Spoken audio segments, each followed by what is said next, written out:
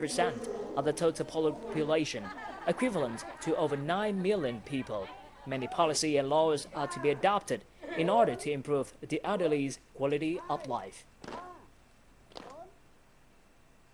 A number of new policy in the field of business and banking will take effect from this March. Notably, several types of transactions will no longer be paid in cash by organizations using the state budget and state investment.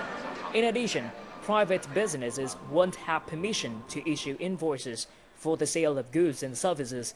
Raw gold from the State Bank of Vietnam will be exempt from import and export duties. Poor households will receive interest-free loans of up to 5 million US Vietnamese dong from Vietnam banks for social policies. According to the governor of the State Bank of Vietnam, SBV, Nguyễn Văn Bình, a total of 4 billion US dollars has been added to Vietnam's foreign exchange reserve in the first 2 months of 2014. According to the SBV governor, the country's foreign exchange reserve increased thanks to a stable foreign exchange rate and the wise allocation of funds. Vietnam Central Bank released a total of 7.1 billion US dollars in January to ensure liquidity. Concerning interest rates, Bing stated that in 2014, the lending interest rates will be reduced by 1 or 2%. Bing also said that to make this happen, Vietnam will strive to control the consumer price index, closely coordinate with fiscal and monetary policy to keep the foreign exchange rate stable and maintain interest rate for loans at a very reasonable level. 2013 marked the 5th year of slump in the Vietnam real estate market. The hardship of last year forced many investors to sell their projects, lower prices, or even face trials. However, positive experts believe a slump cycle is usually 5 years, so they believe the market should recover this year. It is only the first month of the Lunar New Year, but the real estate market has already found a solution that is already being widely applied in other countries, but had just become a reality in Vietnam, buying in installments over 10 years, which means that more people can afford to buy houses. In other countries, this period even lasts as long as 30 years. Now buyers can pay a 60% total deposit when they move into their houses, and the remaining 40% gets paid off over 10 years with no interest. 30% is paid upon contract signing, 15% when construction begins, and 15% upon handover. The rest is paid off over 10 years. Trịnh Văn Quyết of FLC Real Estate Corporation said that the real estate market is warming up and they will target the low price segment.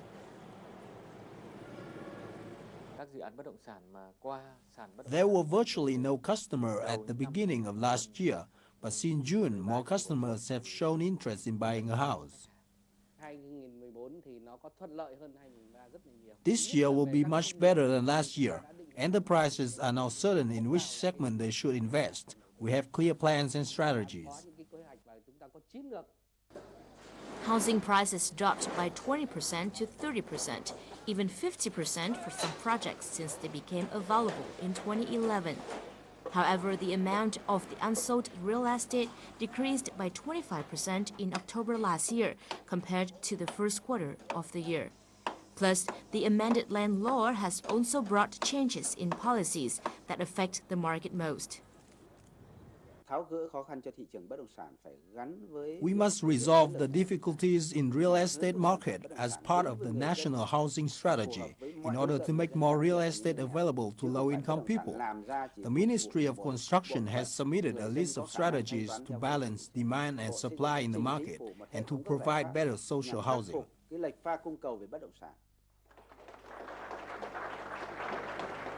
After a 5-year crisis, real estate prices have returned to their correct level, and experts say that the market will recover slowly but surely. Over the years, exporting labor has made a great contribution to human resource development, job creation, income generation, and the improvements of worker skills. In an effort to encourage workers in 62 poor districts to work overseas. The government has issued Policy 71 with incentives such as job training funds. Workers in these areas will get 100% fee waiver for courses in general knowledge, vocational training, and foreign languages in order to be eligible to work in a foreign country. Swan no longer worried about her family's poverty once her son left to work in Japan. After 3 years working there, he earned around 1 trillion Vietnamese dong. Swan set aside a smaller amount for family savings. The rest will serve as her son's startup capital. Her second son is going to Korea to work soon, thanks to the government's policy. This is how her family got out of poverty. I'm so glad the government helped our son to work overseas. Now they can earn enough money to send home for me. However, vocational training time is tough when they have to leave home and their villages. It takes courage, but none of them would want to miss this opportunity. They normally work in Malaysia for 3 years, but I wish I could do it in 5 years. However, most workers who are eligible to receive support from this policy are from ethnic minorities or those in poor mountainous area who have limited general knowledge. Some can get used to working far from home and decide to come back to Vietnam after a short time abroad, or quit during the training sessions.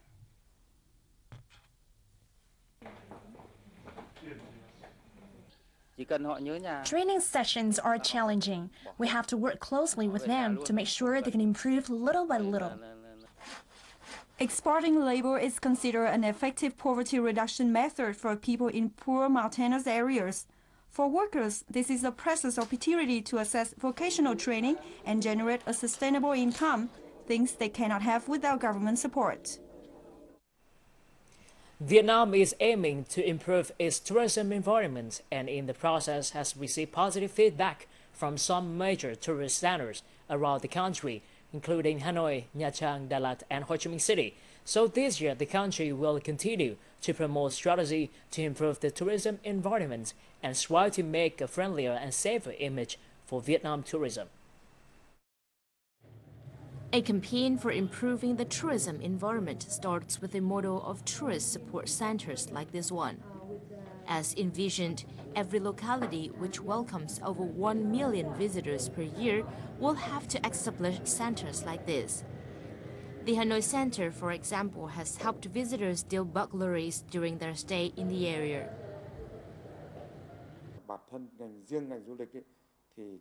We can't do everything alone. We can't gather enough forces to investigate, verify, and handle such cases. To do so, we need cooperation from other departments and agencies, as well as from local authorities.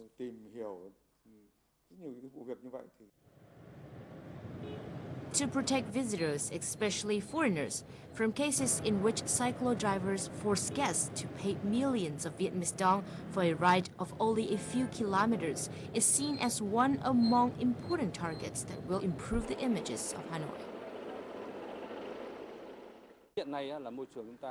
Currently, environmental issues and issues of food safety and hygiene remain big questions. Of course, we can't do everything at the same time, but in 2014, we'll launch a clean tourism program. This year, Vietnamese tourism is expected to attract about 8 million foreigners and 40 million domestic visitors and should garner total revenue of over $10 million. Drastic and timely measures are needed to deal with security and safety issues, as well as food safety, to improve Vietnam's tourism brand, an important source of cash for the national budget. Coming up next on VTV News, cooperation between Vietnam and Laos villages in border region. And Japanese volunteers have boost food service in Dulan Ancient Village.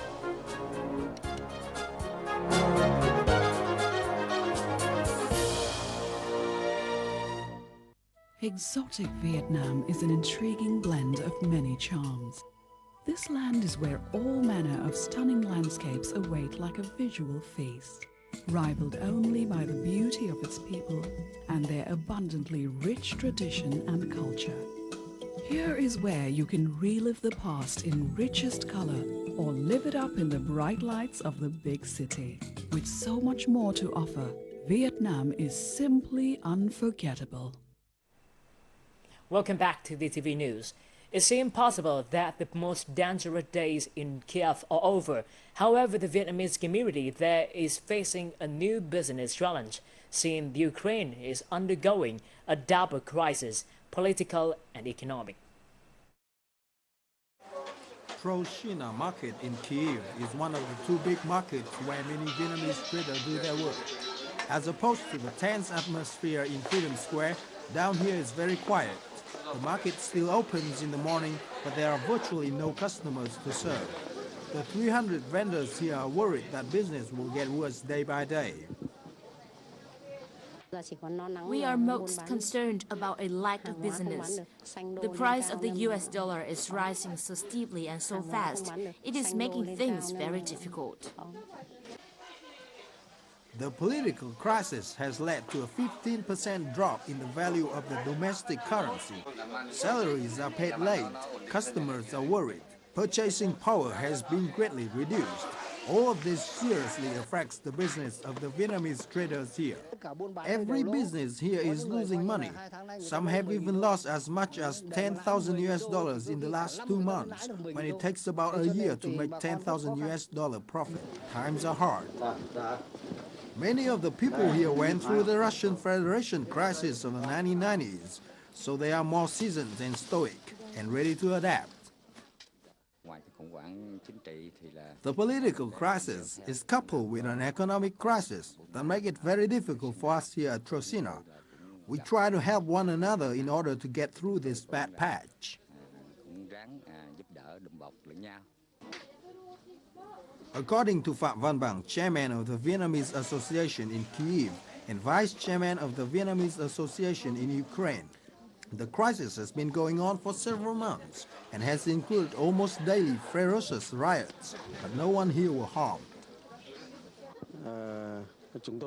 We and the embassy follow the situation closely every day and suggest that everyone stays from the riot area, does not go out late at night, and keeps each other informed.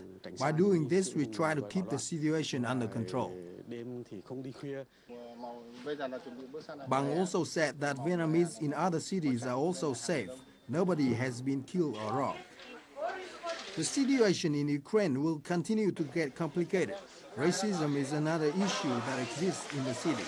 Currently, there are about 10,000 Vietnamese living in Ukraine, mostly in Kyiv, Kharkiv, Odessa, and Lviv. An art and cultural exchange between border soldiers from Vietnam, Laos, Cambodia and China was held on Saturday night in Hanoi. The event, named Friendship on Borders, was arranged to mark the 55th anniversary of Vietnamese Border Soldiers Traditional Day, March the 3rd, and the 25th anniversary of People's Border Day, February the 20th. The event offers an opportunity to raise the awareness, solidarity and responsibility of the Vietnamese people in protecting and affirming Vietnam's sovereignty. It's also the chance for soldiers from Vietnam and the neighboring countries, China, Laos, Cambodia, to review and strengthen the close ties in maintaining peace and security in the area. Located along the 14.7-kilometer Vietnam-Laos border, the La Lây border post in the central province of Quang Tri has been constantly developing its close relationship with the Lao villages just across the border.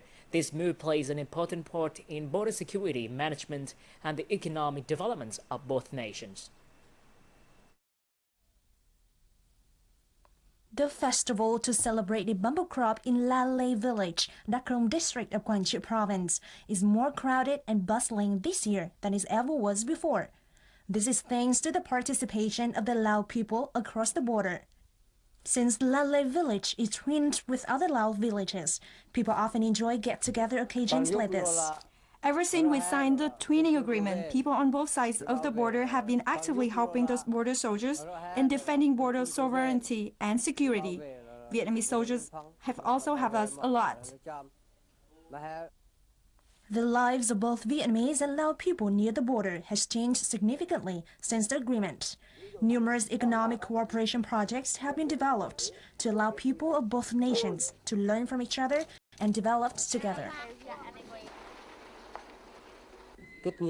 Connecting people of the two countries living near the border area is an important step in developing the long-standing relationship between Vietnam and Laos.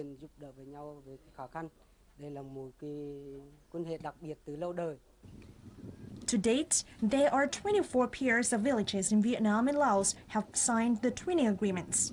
Thanks to this cooperation, many criminal cases that cut across the border have been discovered and prevented. Thanks to its positive results, this cooperation model has been praised by provincial authorities. 70 poor patients in Kansas City received free eye operation on Saturday morning. This procedure cost more than $10,000 and is funded by Vietnam Television, Vietnamese Heart Fund. Doctors from the Cần Thơ Hoan Mỹ Cửu Long General Hospital was in charge of performing the eye surgery for these 70 impoverished patients. Most of the patients are Khmer people living in remote areas of Kansas City. After free eye surgery, each patient was given financial aid of $30.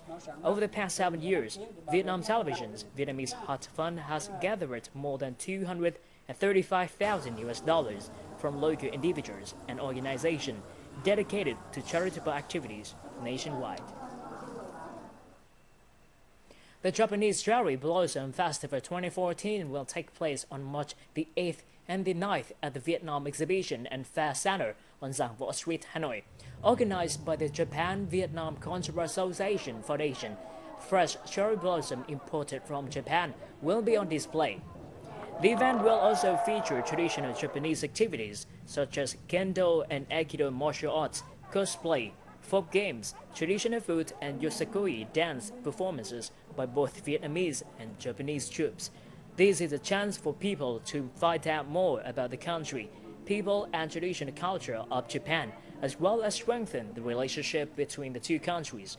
The first festival was held in Hanoi in 2007. In other news, Đường Lâm Ancient Village in Sơn Tây Province was recently presented with the Award of Merit by the UNESCO Asia Pacific Awards for Cultural Heritage Conservation. Among the various activities designed to preserve the beauty of the village, a group of Japanese volunteers has teamed up with the Heritage Preservation Unit and many locals in an effort to improve tourism service quality.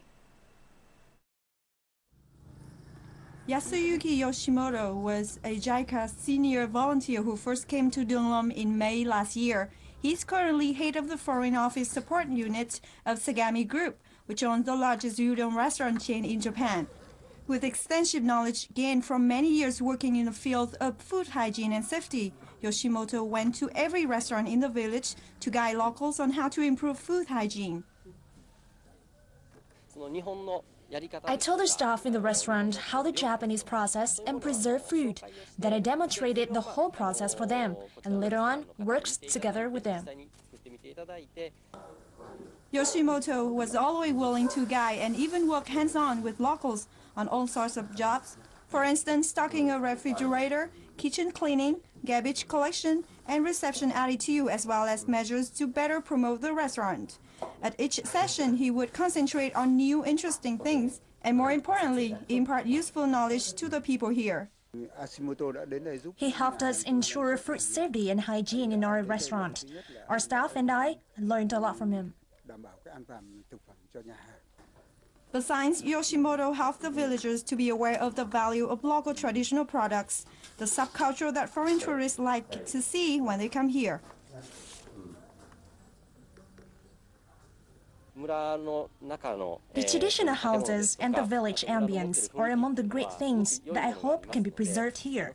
The locals should also be aware that where they live is a beautiful place, and they should endeavor to improve the service quality and welcome more tourists.